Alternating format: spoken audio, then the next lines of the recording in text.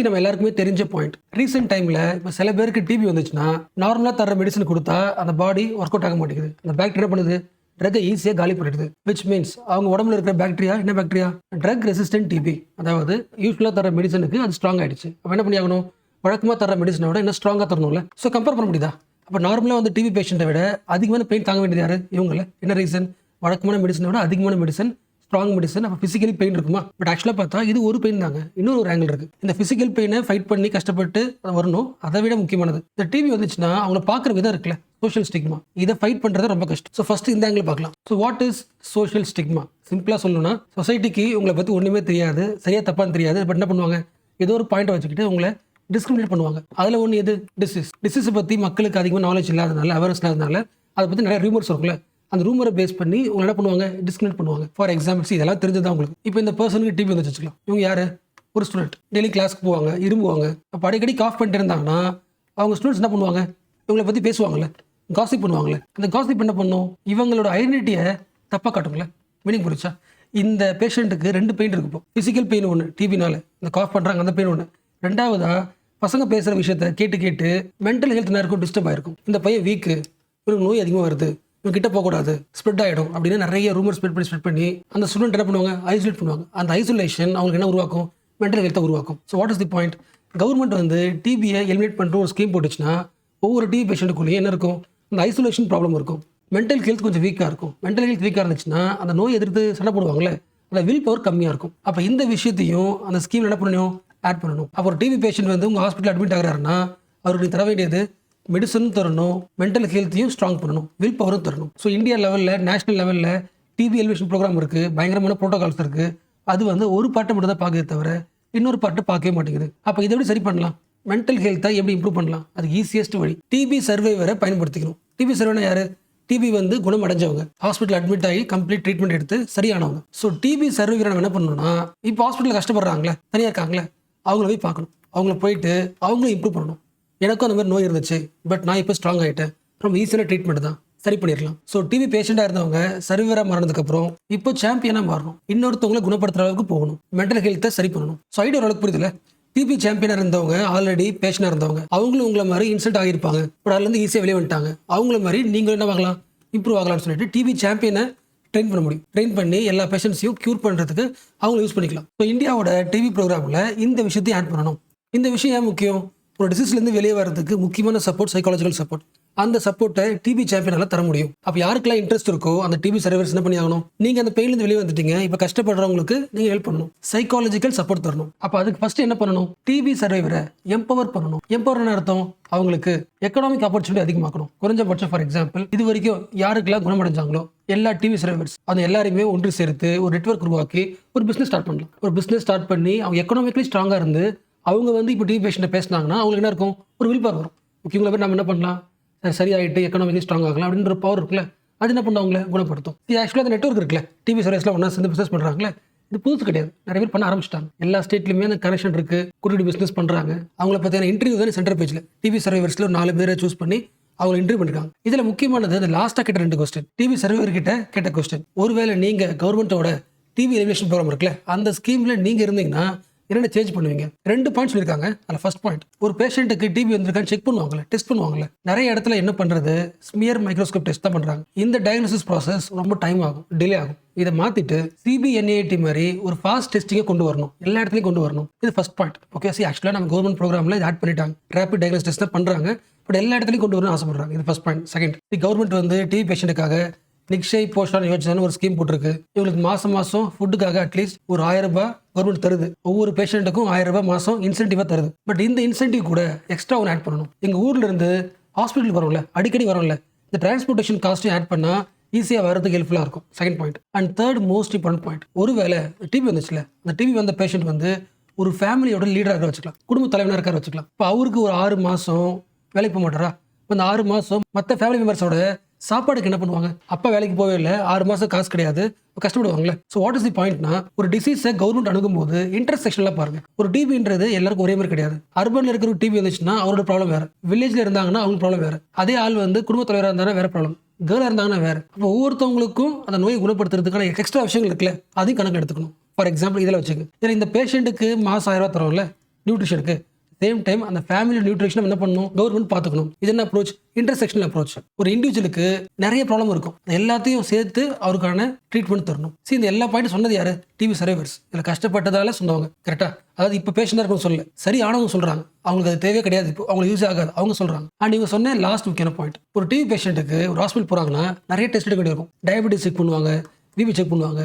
ஒவ்வொரு டெஸ்ட்டுக்கும் ஒவ்வொரு இடத்துக்கு அனுப்பிட்டே இருந்தாங்கன்னா எவ்வளோ டிலே ஆகும். ஒரு டிவி பேஷண்ட்டுக்கு தேவையான எல்லா டெஸ்ட்டும் ஒரே ஹாஸ்பிட்டல் எடுக்கிற மாதிரி இன்டெகிரேட் அப்ரோச்சை ஃபாலோ பண்ணணும். ஆக்சுவலாக இந்த பாயிண்ட்டை நம்ம இன்னைக்கு பார்க்குறோம். மார்ச் 24 வேர்ல்டு டியூபர்குலோசிஸ் டே.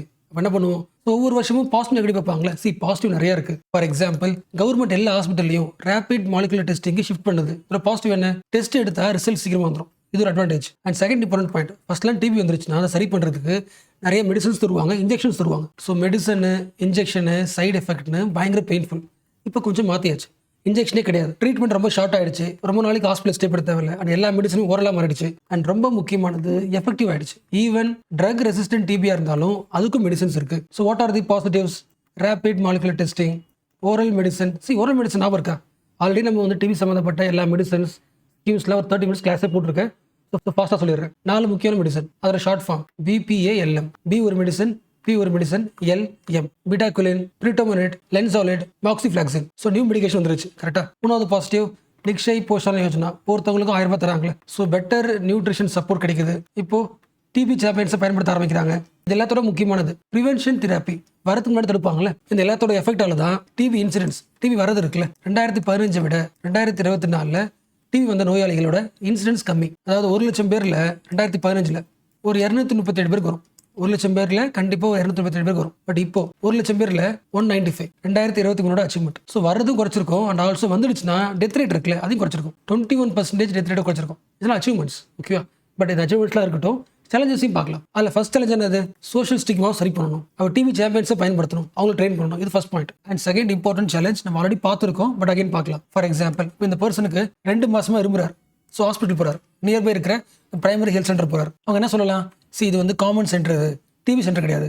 டிபி சென்டருக்கு போங்க ஒன்று சொல்லலாம். அடுத்து உங்களுக்கு டிபி இருக்கிறதுனால நியூட்ரிஷன் முக்கியம். நியூட்ரிஷனுக்கு தனி டிபார்ட்மெண்ட்டுக்கு போகணும். அண்ட் அடிக்கடி டெஸ்ட் எடுக்கிறதுக்கு லேப் டெஸ்ட்டுக்கு இந்த இடத்துக்கு போங்க. அண்ட் கவுன்சிலிங்க்கு இந்த சென்டருக்கு போங்க. ஒரே ஆள் 4-5 இடத்துக்கு போயிட்டே இருப்பார்ல. இப்போ என்ன இல்லை, இந்தியாவில் ஹெல்த் சிஸ்டத்தில் இன்டெகிரேஷன் இல்லை. அதாவது இப்போ லேப் டெஸ்ட் எடுத்துட்டீங்கன்னா இந்தியாவில் லேப் டெஸ்ட் பயங்கரமாக இருக்கும். தனியாக அது ஒரு ஃபீல்டாக பயங்கர அப்டேஷனாக இருக்கு. இப்போ நியூட்ரிஷன் பார்த்தீங்கன்னா நியூட்ரிஷன் சென்டரும் பயங்கர சூப்பராக இருக்கு. எல்லாமே தனித்தனியாக டெவலப் ஆயிருக்கே தவிர இந்த வெர்டிகல் டெவலப்மெண்ட் ஆகல, எல்லாத்தையும் இன்டெகிரேட் பண்ணல. டிவியை வந்து குணப்படுத்தணும், ஃபாஸ்ட்டாக குணப்படுத்தணும்னா இந்த இன்டெகிரேஷன் சிஸ்டம் தேவை. ஓகேவா? அப்போ ஒவ்வொரு ஃபீல்ட்லையும் வெர்டிகலாக போகிறத விட எல்லா ஃபீல்டையும் ஹாரிசான்டல் கனெக்ஷன் முக்கியம். இது செகண்ட் பாயிண்ட். நார்டிகில் கொடுத்த செகண்ட் பாயிண்ட். ஆக்சுவலாக இந்த பாயிண்ட் சில பேருக்கு ரொம்ப சிம்பிளாக தெரிஞ்சிருக்கலாம். பட் நீங்கள் ஒரு யூபிஎஸ்சி ஆஸ்பிரண்டாக தெரிஞ்சுக்க வேண்டியது. ஓகே, பப்ளிக் ஹெல்த்ன்றது ஜஸ்ட் மெடிசன் தர்றது கிடையாது. பப்ளிக் ஹெல்த்ன்றது சிஸ்டம். இது வரைக்கும் பேசின பாயிண்ட்லேயே உங்களுக்கு முக்கியமான பாயிண்ட் தான். இப்போ நீங்கள் வந்து ஒரு ஐஎஸ் ஆஃபீஸர் ஆகுறீங்கன்னா அந்த சிஸ்டம் உருவாக்கணும், அதுக்கான பாலிசி உருவாக்கணும். அந்த சிஸ்டமேட்டிக் அப்ரோச் தான் அந்த ஹியூமன் பீங்கோட, அந்த டிவி பேஷண்டோட டிக்னிட்டியை இம்ப்ரூவ் பண்ணணும். யோசிக்க முடியுதா? நீங்கள் டாக்டர்கிட்ட போறீங்க, லேப் டெஸ்ட்டுக்கு அங்கே போயிட்டு வாங்கன்னு சொல்கிறாங்க, அங்கே போயிட்டு வரீங்க, அடுத்த இன்னும் டிபார்ட்மெண்ட் போவீங்க. டிக்னிஃபைட் லைஃபே கிடையாது இல்லை. அப்போ ஜென்ரலாக பார்க்குறவங்களுக்கு ஒரு இன்டெகிரேட் பண்ணுற மாதிரி தெரியும். பட் நீங்கள் யோசிக்க வேண்டியது அந்த இன்டெகிரேஷன் ஹியூமன் பீப்புளோட டிக்னிட்டியை சேஃப்கார்ட் பண்ணணும். மீனிங் புரியுதா? ரொம்ப சிம்பிளாக சொல்லணும்னா மல்டிபிள் டிபார்ட்மெண்ட்டுக்கு போறீங்க, பேஷண்ட் ஃபீல்ஸ் கன்ஃபியூஷனா, ஒவ்வொரு இடத்துக்கு போதுனா வர டிலே ஆவாரா? சில பேர் என்ன வாங்க 4 ஆஃபீஸ் போயிருப்பாங்க, இன்னொரு ஆஃபீஸ் விட்டுருப்பாங்க, ட்ராப் அவுட் அதிகமாகுமா? அந்த டைமில் அந்த பேஷண்டோட டிபினா இருக்கும், அதிகமாக இருக்கும். அப்போது அவர் சரி பண்ணுறதுக்கான காஸ்ட் என்ன ஆகும்? இன்னும் அதிகமாக இருக்கும். ஜஸ்ட் சிஸ்டம் சரியில்லாதனால இவ்வளோ பெரிய நெகட்டிவ். அப்போ என்ன தேவை? இன்டெகிரேட்டட் சிஸ்டம் தேவை. எப்படி யூஸ்ஃபுல்லாக இருக்கும்? உனக்கு நீ ஜஸ்ட் ஒரு காஃபாக தான் வச்சுக்கலாம். ஒரு ஹாஸ்பிட்டல் போகிற ஜஸ்ட் காஃப் தான். பட் நீ போகிற இடம் வந்து ஒன் ஸ்டாப் கேராக இருந்துச்சுன்னா டாக்டர்னா சொல்லலாம், ஈஸியாக சொல்லலாம், பக்கத்துலேயே என்ன இருக்குது, இங்கே ஒரு டெஸ்ட் இருக்குது, கொடுத்துட்டு போயிடுங்க. அப்போ காஃப் வந்ததுக்கப்புறம் வேறு இடத்துக்கு போகணும்னு சொல்லும்போது டிலே ஆகும். பட் இப்போ என்ன ஆகலாம்? உடனே டெஸ்ட் எடுத்துருப்பாங்க, ஒரு இடத்துல இருக்கு. Early diagnosis. அப்போ என்ன ஆகுது? Complete treatment. பப்ளிக் ட்ரஸ்ட் ஆகும், அதிகமாகும். இந்த பப்ளிக் ட்ரஸ்ட் அதிகமாக நீங்க ஒர்க் பண்ணணும். இப்படி இருக்கிற நம்ம சிஸ்டம் இப்படி மாற்றணும். இந்த பாயிண்ட் எதுக்கு எல்லாம் யூனிவர்சல் ஹெல்த் கவரேஜ் கேட்டால் கூட இந்த பாயிண்ட் முடியும். How integration system will help in reducing the drop out in TB patients. அதான் முக்கியமான பாயிண்ட். சில பேர் 10 நாளைக்கு வருவாங்க, அடுத்த வாரம் வரமாட்டாங்க, அப்படி விட்டுருவாங்க, ட்ராப் அவுட் அதிகமாக இருக்கும். அப்போ அதுக்கு ஒரு தீர்வு வந்து இன்டெகிரேஷன் சிஸ்டம். முக்கியமான பாயிண்ட்ல இப்போ அடுத்து போகலாம். மோஸ்ட் இம்பார்ட்டன்ட் பாயிண்ட், ஒரு பேஷண்ட்டுக்கும் அவரோட ஹாஸ்பிட்டலுக்கும் தூரம் இருக்குல்ல, அதை குறைக்கணும். முடிஞ்ச அளவுக்கு அவர் பக்கத்தில் இருக்கிற ஒரே ஒரு சென்டர் என்னது? பிரைமரி ஹெல்த் கேரா. அது என்னவா அப்டேட் ஆயிடுச்சு? Health and wellness centre update ஆயிடுச்சா? அந்த ஹெல்த் அண்ட் வெல்னஸ் சென்டர்ல ஒரு டிபி பேஷண்ட் வராருன்னா அவருக்கான டெஸ்ட், டயக்னோசிஸ், ப்ரிவென்ஷன் எல்லாத்தையும் தரக்கூடிய அளவுக்கு ரீஜனல் டெவலப்மெண்ட் இருக்கணும். அதாவது சென்ட்ரல் கவர்மெண்ட் டிபியை சரி பண்றதுக்கு ஒரு பாலிசி போடுது, அது நம்ம வில்லேஜில் இருக்கிற ஒரு ஆளுக்கு யூஸ்ஃபுல்லாக இருக்கு. Top down approach. இதை இன்னும் கொஞ்சம் டீசென்ட்ரலைஸ்டாக மாற்றணும். அப்போ இந்தியாவில் இருக்கிற லோக்கல் லெவலில் இருக்கிற ஆயுஷ்மான் ஆரோக்கியா மந்திர், அதாவது ஹெல்த் அண்ட் வெல்னஸ் சென்டர், அதாவது பிரைமரி ஹெல்த் கேர், எல்லாம் ஒன்று தானே, இங்கிலீஷு அப்புறம் வந்து ஹிந்தி. ஆயுஷ்மான் ஆரோக்கிய மந்திர் அதை வந்து டிவி பேஷண்ட்டுக்கான ப்ரீ டெஸ்ட்டு, டயக்னோசிஸ், ட்ரீட்மெண்ட்டுக்கான எல்லா ஃபெசிலிட்டிஸும் லோக்கல் லெவல் தரணும். ஆக்சுவலாக இந்த பாயிண்ட் வந்து தியரட்டிக்கலாக 2018 வந்துருச்சு, பட் எல்லா இடத்துலையும் வரல. 2018 ஆயுஷ்மான் பாரத் ப்ரோக்ராம் இருக்குல்ல, அதோட எய்ம் என்னது, யூனிவர்சல் ஹெல்த் கவரேஜ், எல்லாருக்கும் அந்த ஹெல்த் ஃபெசிலிட்டி கிடைக்கணும். ஆயுஷ்மான் பாரத் ப்ரோக்ராம் அதில் 2 முக்கியமான pillars. First, one more time சொல்கிறேன், இந்த ஆயுஷ்மான் பாரத் ப்ரோக்ராமில் இந்த டிவியை ஆட் பண்ணிட்டாங்க. அதாவது ஆயுஷ்மான் பாரத் ப்ரோக்ராமில் 2 விஷயம் முக்கியமானது. ஃபர்ஸ்ட் பாயிண்ட், எல்லா ஊர்லையும் இருக்கிற, எல்லா லோக்கல் லெவலில் இருக்கிற பிரைமரி ஹெல்த் சென்டரை என்ன பண்ணணும், இம்ப்ரூவ் பண்ணணும், அடுத்த லெவல் கொண்டு போகணும். அதாவது ஹெல்த் அண்ட் வெல்னஸ் சென்டர், அந்த ஊரோட மக்களோட ஹெல்த் எல்லாத்தையும் பார்த்துக்கிற மாதிரி இம்ப்ரூவ் பண்ணணும். அந்த ப்ரோக்ராமில் டிவி ஆட் பண்ணிட்டாங்க. அதாவது அந்த லோக்கல் லெவலில் யாருக்க டிவி இருக்குன்னா அந்த டிவி பேஷண்ட்டை செக் பண்ணுறதுக்கு, டயக்னோஸ் பண்ணுறதுக்கு, ட்ரீட் பண்ணுறதுக்கான எல்லா ஃபெசிலிட்டிஸும் ஹெல்த் அண்ட் வெல்னஸ் சென்டர்லேயே அப்டேட் பண்ணுறாங்க. இது ஒன்று ஆட் பண்ணிட்டாங்க. ரெண்டாவது, மோஸ்ட் இம்பார்ட்டன்ட் அது இன்சூரன்ஸ் ஸ்கீமா, பிரதான் மந்திரி ஜன் ஆரோக்கிய யோஜனாவா, ஆயுஷ்மான் பாரத்தோட முக்கியமான பாயிண்ட். நீங்கள் எந்த ஹாஸ்பிட்டல் வேணால் போகலாம், உங்களுக்கு நோய் சரிப்படுறதுக்கு எவ்வளோ காசு ஆச்சோ அந்த காசு என்ன பண்ணிக்கலாம், இன்சூரன்ஸில் கிளைம் பண்ணிக்கலாம். அந்த இன்சூரன்ஸில் டிவி ஆட் பண்ணிட்டான். இது முக்கியமான அச்சீவ்மெண்ட் 2018 இருந்து. பட் இது என்ன பண்ணோம், இன்னும் ஃபுல் ஸ்கேலில் டெவலப் பண்ணணும். அண்ட் இன்னொரு முக்கியமான ஃபேக்ட், நம்ம இப்போ தானே படித்தோம், கவர்மெண்ட்டில் டிவி ட்ரீட்மெண்ட் வந்து கம்ப்ளீட்லி ஃப்ரீ. பட் ஃப்ரீயாக இருந்தாலும் 50% ஆஃப் டிவி பேஷண்ட்ஸ் எங்கே போகிறாங்க, ப்ரைவேட் ஹாஸ்பிட்டல் போகிறாங்க. அதுக்கு என்ன ரீசன், நம்ம எல்லாருக்குமே தெரிஞ்ச ரீசன் தான். நம்ம டெய்லி லைஃப்பில் யோசிப்போம்ல, நம்ம ஹெல்த்தில் ஒரு ப்ராப்ளம் வந்திருக்கும், அந்த ப்ராப்ளமுக்கு கவர்மெண்ட் கிட்ட போனால், கவர்மெண்ட் ஹாஸ்பிட்டல் போனால் ஃப்ரீ நமக்கு தெரியும். பட் கவர்மெண்ட் ஹாஸ்பிட்டலோட என்வரான்மெண்ட் வந்து ஒர்க் அவுட் ஆகாது. ஃபர்ஸ்ட் முக்கியமானது கூட்டம் அதிகமாக இருக்கும். அதை விட முக்கியமானது டாக்டர் பேசுகிற மெத்தட் இருக்குல்ல, அவங்களோட வே ஆஃப் ஸ்பீச் என்ன ஆகிடும், நம்மளோட எமோஷனல் டவுன் ஆகிடும்ல. அப்போ அந்த கூட்டத்தில் போயிட்டு டாக்டர்கிட்ட திட்டு வாங்குறது பதில் ரொம்ப கம்ஃபர்டபுளாக போயிடலாம், ப்ரைவேட் ஹாஸ்பிட்டல் போயிடலாம். ஸோ இது வந்து இந்தியாவோட ஹெல்த் சிஸ்டத்தில் இருக்கிற முக்கியமான டைலமா. ப்ரைவேட் ஹாஸ்பிட்டலில் ஆம்பியன்ஸ் சூப்பராக இருக்கும், டாக்டர் கொஞ்சம் பொலைட்டாக பேசுவாங்க, பேஷண்ட்டுக்கு கொஞ்சம் ரெஸ்பெக்ட்னு தருவாங்க. இது ப்ரைவேட் ஹாஸ்பிட்டலோட ஓரளவுக்கு பாசிட்டிவ், அதிகமாக க்ரௌட் இருக்காது. பட் ட்ரீட்மெண்ட்னு வரும்போது ப்ரைவேட் ஹாஸ்பிட்டல் இருக்கிற ஒவ்வொரு டாக்டரும் டிஃப்ரெண்ட். எல்லா டாக்டரும் ஒரே மாதிரி ப்ரோட்டோக்கால், ஒரே மெடிசன் ஃபாலோ பண்ண மாட்டாங்க. ரொம்ப சிம்பிளாக சொல்லணும்னா, நேஷனல் லெவலில் டிபி சரி பண்ணுறதுக்கான மெத்தட்ஸ் இருக்குல்ல, ப்ராசஸ், அதுக்கு ஒரு ப்ரோட்டோக்கால் இருக்குது. அந்த ப்ரோட்டோக்காலை வந்து ஒவ்வொரு ஹாஸ்பிட்டலும் ஃபாலோ பண்ணுறது கிடையாது. ப்ரோட்டோக்கால்லாம் புரியுதா? ரொம்ப சிம்பிளாக சொல்லணும்னா, உங்களுக்கு டிபி இருக்குது, ஓகேவா, ப்ரைவேட் ஹாஸ்பிட்டலில் அட்மிட் ஆகிறீங்க, எத்தனை நாள் ட்ரீட்மெண்ட் இருக்குல்ல, அந்த ட்ரீட்மெண்ட் டேஸ் வந்து நீங்கள் ஃபுல்லாக கம்ப்ளீட்டாக இருக்குன்னு அவசியம் கிடையாது. என்ன ரீசன், ப்ரைவேட் ஹாஸ்பிட்டல் அங்கேயே ஸ்டே பண்ணணும், அதிகமாக காசு ஆகும். என்ன பண்ணுவாங்க, உங்களை முடிஞ்ச அளவுக்கு வேகமாக வெளியே அனுப்ப ட்ரை பண்ணுவாங்க. ஏன்னா அதிக டே ஸ்டே பண்ணாலும் அதிக காசு ஆகும், கட்ட முடியாது, அடுத்த பேஷண்ட் வரணும். ஸோ அந்த ஃபுல் ட்ரீட்மெண்ட் நடக்கிறது கஷ்டம். அதோட முக்கியமானது, உங்களை என்ன பண்ண மாட்டாங்க, ட்ரேசிங் பண்ண மாட்டாங்க. இன்னும் சிம்பிளாக சொல்லணும்னா, ஃபாலோ அப் இருக்காது. உங்களுக்கு அடுத்து என்ன ஆச்சு, அடுத்து என்ன ஆச்சுன்னு உங்களை இண்டிவிஜுவலாக ட்ரேஸ் பண்ண வாய்ப்பு கிடையாது. பட் இது எல்லாத்த விட யூஸ் பண்ணுற மெடிசன்ஸ் இருக்குல்ல, நான் ஸ்டாண்டர்ட் ட்ரக்ஸ் கூட யூஸ் பண்ணலாம். பட் கவர்மெண்ட் ஹாஸ்பிட்டல் போனீங்கன்னா இது அப்படி கம்ப்ளீட் ஆப்போசிட்டாக, உங்களுக்கு ஃப்ரீ மெடிசனும் கொடுத்துருவாங்க, அந்த மெடிசன் ஸ்டாண்டர்டாக இருக்கும், ஒவ்வொரு இண்டிவிஜுவல் பேஷண்ட்டையும் ஃபாலோ பண்ணுவாங்க. ஸோ லேப் டெஸ்டிங்லேருந்து மானிட்டரிங் சிஸ்டம் வரைக்கும் எல்லாமே நேஷனல் லெவலில் ஸ்டாண்டர்ட் ப்ரோட்டோக்கால் ஒரு சிஸ்டம் இருக்குது கவர்மெண்ட் கிட்ட. பட் மக்களால் உள்ளே போக முடியல. இதுதான் டைலமா. கவர்மெண்ட் ஹாஸ்பிட்டல் கிட்ட ஒரு பாசிட்டிவ் இருக்குது, நெகட்டிவ் இருக்குது. ப்ரைவேட் ஹாஸ்பிட்டல்லையும் ஒரு பாசிட்டிவ் இருக்குது, நெகட்டிவ் இருக்குது. என்ன பண்ணணும், 2 பேரும் போட்டி போடாமல் 2 பேரும் சேர்ந்து என்ன பண்ணணும், எங்கேஜ் ஆகணும். அதாவது பப்ளிக் ப்ரைவேட் பார்ட்னர்ஷிப். இன்னும் ரொம்ப சிம்பிளாக சொல்லணும்னா, கவர்மெண்ட் ஹாஸ்பிட்டல் என்ன கிடையாது, ஹாஸ்பிட்டாலிட்டி கிடையாது, ஆம்பியன்ஸ் கிடையாது, க்ரௌடாக இருக்குது. அப்போ இதுக்கு ப்ரைவேட் கிட்ட இருந்து கொலாபரேட் பண்ணிக்கணும். At the same time private hospital கிட்ட என்ன கிடையாது, நேஷனல் லெவலில் ஃபாலோ பண்ணுற ப்ரோட்டோக்கால் ஃபாலோ பண்ண கிடையாது. இப்போ ப்ரைவேட் ஹாஸ்பிட்டல் ஆம்பியன்ஸ் இருக்கலாம், கவர்மெண்ட் ப்ரோட்டோக்காலை எடுத்துக்கலாம், கவர்மெண்ட் சொல்கிற ஸ்டாண்டர்டைஸ்ட் டயக்னோஸ்டிக் ப்ராசஸை ஃபாலோ பண்ணலாம். So public private partnership combining the strength of both hospitals, better outcome, faster TB elimination. இது one of the point. So almost இந்த ஆர்டிகில் கொடுத்துருக்கிற எல்லா மேஜர் பாயிண்ட்ஸும் பார்த்தாச்சு. பட் இன்னும் கொஞ்சம் சில பாயிண்ட்ஸ் இருக்குது, அந்த பாயிண்ட்ஸையும் பார்க்கலாம். ஃபர்ஸ்ட் பாயிண்ட், இந்த ஃபர்ஸ்ட் எக்ஸாம்பிள் பார்த்தோம்னா இருக்கா, ட்ரக் ரெசிஸ்டன்ட் டிபி வந்து ஒரு ஆள் பார்த்தோம்ல, எக்ஸாம்பிள் பார்த்தோம்ல. இந்தியாவில் நிறைய பேருக்கு நார்மல் ட்ரக்ஸ் கொடுத்தா செட் ஆக மாட்டேங்குது. அதுக்கு என்ன ரீசன், ஏன் எல்லா பாக்டீரியாவும் ட்ரக் ரெசிஸ்டன்ட் மாறிடுச்சு. நம்ம ஒரே மெடிசன் நிறைய யூஸ் பண்ண ஆகும், அந்த பாக்டீரியா அந்த மெடிசன் என்ன ஆகிடும், ஸ்ட்ராங் ஆகிடும்ல. ஸோ இந்தியாவில் ட்ரக் ரெசிஸ்டன்ட் டிவி உருவாகுதுனாலே அதுக்கு மெயின் ரீசன் என்ன, over use of the drugs. கரெக்டாக இப்போ யோசிங்களேன். ஸோ நார்மலாக கொடுக்குற ட்ரக் கொடுத்தா இப்போ ஒர்க் அவுட் ஆக மாட்டேங்குது. இப்போ அடுத்த லெவல் இன்னும் மோஸ்ட் பவர்ஃபுல் டிபி ட்ரக் தரும், ஓகேவா. அப்போ இந்த பவர்ஃபுல் ட்ரக்கை எல்லாருமே ஓவர் யூஸ் பண்ணிட்டே இருந்தா ஃபியூச்சர் என்ன ஆகும், இந்த பவர்ஃபுல் ட்ரக்குமே பாக்டீரியா என்ன பண்ணும், ரெசிஸ்டன்ட் காட்டும்ல. லாஜிக் புரியுதுல. ஆல்ரெடி சில ட்ரக்கை ஓவர் யூஸ் பண்ணி பாக்டீரியா ஸ்ட்ராங் ஆயிடுச்சு. இப்போ அடுத்து பவர்ஃபுல் ட்ரக் யூஸ் பண்ணுறோம். இந்த பவர்ஃபுல் ட்ரக்கையும் ஒரு சாதாரண விஷயத்துக்கு எல்லா ஹாஸ்பிட்டல் யூஸ் பண்ணிட்டே இருந்துச்சுன்னா பாக்டீரியா என்ன பண்ணும், இந்த பவர்ஃபுல் ட்ரக்லையும் ஸ்ட்ராங் ஆகிடும்ல. அப்போ இதுக்கு என்ன பண்ணலாம், பெடாக்யூலின், லின்சாலெட், இந்த மாதிரி இம்பார்ட்டன்ட் மெடிசன்ஸை கவர்மெண்ட் ஹாஸ்பிட்டல் மட்டும் தான் பார்க்க முடியும். அது எல்லாருக்கும் கிடைக்கிற மாதிரி அசசிபிலிட்டியை ஈஸி ஆக்கல. ரீசன் புரிஞ்சுல, சில ஹாஸ்பிட்டல் சில டாக்டர்ஸ் மிஸ்யூஸ் பண்ணலாம். அப்போ என்ன பண்ணலாம், அந்த மெடிசன்ஸை மட்டும் ரெகுலேட் பண்ணலாம். இதை பண்ணுறாங்க. அப்போ கவர்மெண்ட் ஹாஸ்பிட்டல் தவிர்த்துட்டு மற்ற ஹாஸ்பிட்டல் போனீங்கன்னா உங்களுக்கு வந்து டிபி வந்து ட்ரக் ரெசிஸ்டன்டாக இருந்துச்சுன்னா அதுக்கான மெடிசன்ஸ் அந்த ஹாஸ்பிட்டல் இருக்காது. ஸோ மெடிசன் அசசிபிலிட்டி கம்மியாக இருக்கா, இது ஒன்று. நீங்கள் கவர்மெண்ட் ஹாஸ்பிட்டலுக்கு போனாலே எல்லாருக்கும் இந்த மெடிசன் கொடுத்துட மாட்டாங்க. கவர்மெண்ட் ஹாஸ்பிட்டலில் சில கண்டிஷன் கொடுக்கும். உனக்கு இந்த மெடிசன் வேணுமா, ஃபர்ஸ்ட் என்ன பண்ணணும், நீ அட்லீஸ்ட் 2 வாரத்துக்கு நீ அட்மிட் ஆகணும். 2 வாரத்துக்கு அட்மிட் ஆனதுக்கு அப்புறம் தான் இந்த ட்ரக்கே கொடுப்பாங்க. இது யாரோட point of view? Government point of view. But மக்களோட பாயிண்ட் ஆஃப் வியூ என்ன? எனக்கு மெடிசன் மட்டும் கொடுங்க, நல்லா ஹாஸ்பிட்டல் அட்மிட் ஆக முடியாது, எனக்கு மெடிசன் வேணும், ஹாஸ்பிட்டல் ஸ்டே பிடிக்கல. கவர்மெண்ட் சொல்லுது ஹாஸ்பிட்டல் ஸ்டே தான் ஓகே, அப்போ தான் மெடிசன் தருவேன். இப்போ இந்த ரெகுலேஷன்ஸ்லாம் இருக்கிறதுனால நிறைய பேர் என்ன பண்ணுறாங்க, ப்ரைவேட் ஹாஸ்பிட்டல் போயிடுறாங்க. அங்கே பாதி நாள் போவாங்க, ட்ராப் அவுட் அதிகமாக இருக்குது. ஸோ கண்டிப்பாக பப்ளிக்கும் ப்ரைவேட் ஹாஸ்பிட்டலும் கொலாபரேட் பண்ணால் மட்டும்தான் டிவியை ஈஸியாக எலிமினேட் பண்ண முடியும்.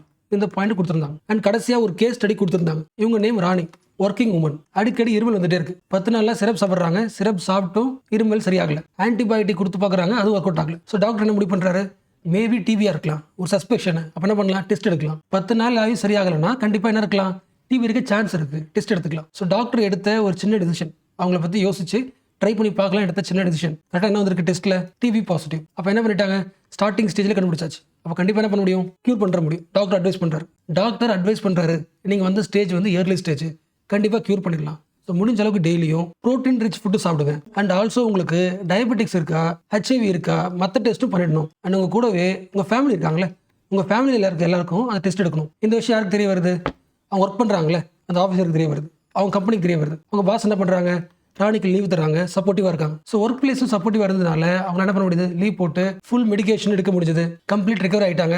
டிவி சர்வர் என்னங்கிறாங்க, இப்போ டிவி சாம்பியனாக மாறுறாங்க. நிறைய பேர்கிட்ட அவங்க பேசுகிறாங்க. ஸோ இப்போ ராணி சரியானதுக்கான மெயின் ரீசன் வந்து, அதுக்கு ரீசன் வந்து வெறும் மெடிசன் கிடையாது, ஒரு ஃபுல் சிஸ்டம்.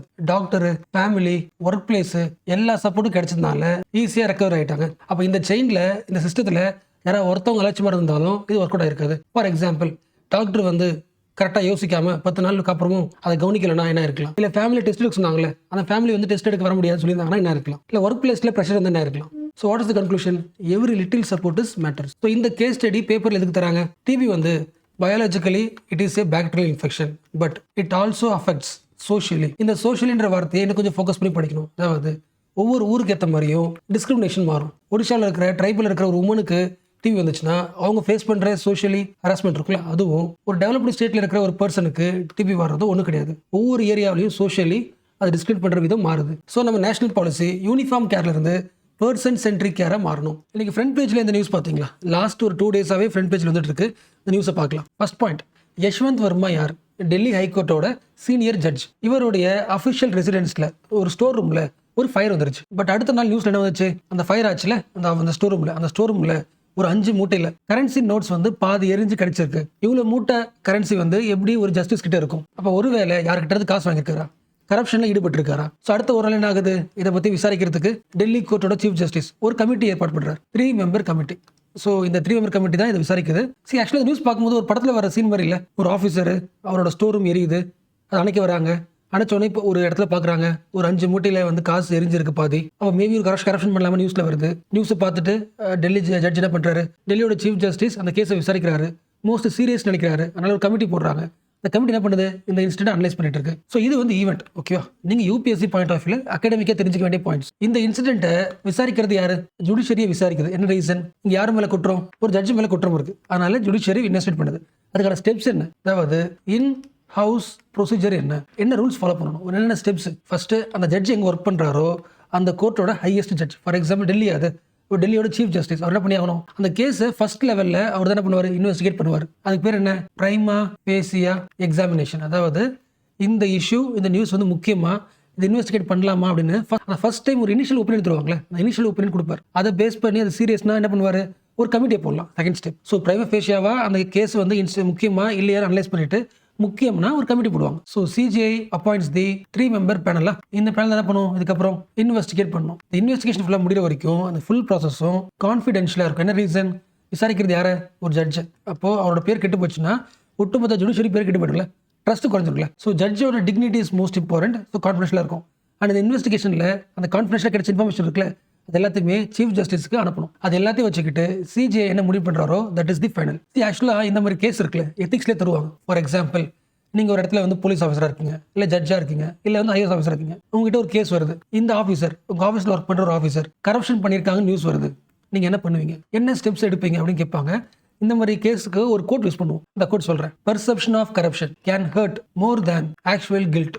மீனிங் புரிஞ்சா, ஒரு ஆள் கிரைம் செஞ்சிருப்பார்ல, இந்த கிரைம் பண்ண ஃபேக்டை விட அவர் பண்ணியிருக்கலாம்னு மீடியாவில் பேசுவோம்ல, அந்த பெர்செப்ஷன் ஆஃப் கரப்ஷன் இருக்குல்ல, அதுதான் அவர் அதிகமாக ஹர்ட் பண்ணும். What is the point? ஒரு ஆஃபீஸில் ஒருத்தர் கரெக்ட் பண்ணிருக்காருன்னா அதுக்கான ப்ராசஸ் இருக்குல்ல, due process is most important. அது சரியில்லைன்னா அவரோட பேர் என்ன ஆகிடும்? டிக்னிட்டி போயிடும், ட்ரஸ்ட் குறைஞ்சிரும். ஸோ எக்ஸாமில் இல்லை எத்திக்ஸில் இல்லை வந்து எஸ்ஏல இதெல்லாம் தரலாம். ஜஸ்ட் ஒரு கோட் கொடுத்துட்டு perception of corruption can hurt more than the actual guilt. இதை பற்றி எதுவும் சொல்லலாம். அப்போ இந்த கேஸை நீங்கள் கோட் பண்ண முடியும். இது கிடையாது, நிறைய கேஸ் இருக்கு. பட் என்ன பாயிண்ட் லேசுன்னு புரியுதுல? எஸ். ஸோ நியூஸ் தான், இதை ஃபாலோ பண்ணுங்க. அண்ட் ஆல்சோ யஷ்வந்த் வர்மா இருக்கார்ல, பாதிக்கப்பட்டிருக்காருல, அவர் என்ன பாயிண்ட் சொல்றாரு? அவர் பாயிண்ட் ஆஃப் வியூ பார்க்கல. அந்த ஸ்டோர் ரூம் வந்து ஜென்ரல் ஸ்டோர் ரூம், யார் வேணா வரலாம். என்னோட பிரைவேட் ரூம் கிடையாது, அசசபிள் டு எவ்ரி ஒன்.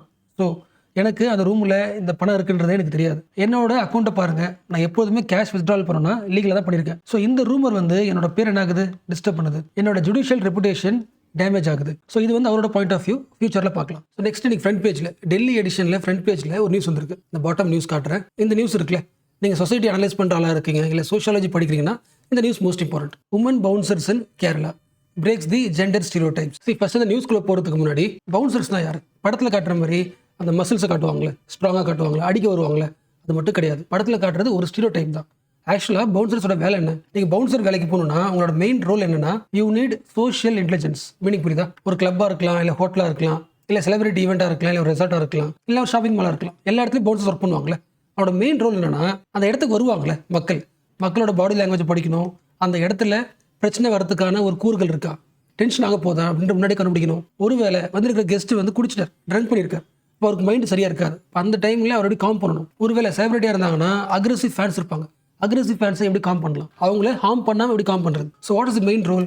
அந்த ஈவெண்ட்டில் வயலன்ஸ் வராமல் பார்த்துக்கிறது அவங்க மெயின் ரோல். அதுக்கு சோஷியல் இன்டெலிஜென்ஸ் தேவை. Social skills matter more than the brawn. அப்போ இந்த ரோலை இது வரைக்கும் யார் பண்ணிருக்கா? மேல் பண்ணிருக்காங்க. அது ஒரு ஜெண்டர் ரோலாக பார்க்கப்பட்டது. இப்போ என்ன ஆகுது? மாறுது. கேரளாவில் பவுன்சர் வேலையை பெண்கள் பார்க்க ஆரம்பிச்சிருக்காங்க. அப்படின்னு அர்த்தம் ஜெண்டர் சோஷியலைசேஷனில் ஒரு சேஞ்ச் இருக்குது. இது வரைக்கும் யார் பண்ணாங்களோ அந்த ரோல் இன்னொருத்தவங்க பண்ணுறாங்க. Role reversal, which means breaking the patriarchal நார்ம்ஸா? எஸ். ஓரளவுக்கு யோசிக்க முடியுதுல்ல? இதுக்கு முன்னாடி ஒரு ஃபீமேல் இருக்காங்கன்னா அவங்களை பாதுகாக்கிறதுக்கு ஒரு மேல் தேவை இருக்குமா? இப்போ என்ன ஆகுது? எல்லா பீப்புளையும் சேஃப் கார்ட் பண்ணுற இடத்துல ஃபர்ஸ்ட் லைன் ஆஃப் டிஃபென்ஸில் ஃபீமேல் வராங்க. அங்கே மேலும் இருக்கலாம், ஃபீமேல் இருக்கலாம். அவங்கள பாதுகாக்கிற இடத்துல ஒரு மணி வராங்க. ஸோ எப்பெல்லாம் ஸ்டீரியோடைப் பிரேக் பண்ணப்படுதோ ஆட்டோமேட்டிக் என்ன ஆகும்? அந்த பப்ளிக் ஸ்பேஸ் வந்து இன்னும் ஓப்பன் ஆகும். எல்லாரும் பார்ட்டிசிபேட் பண்ண முடியும்.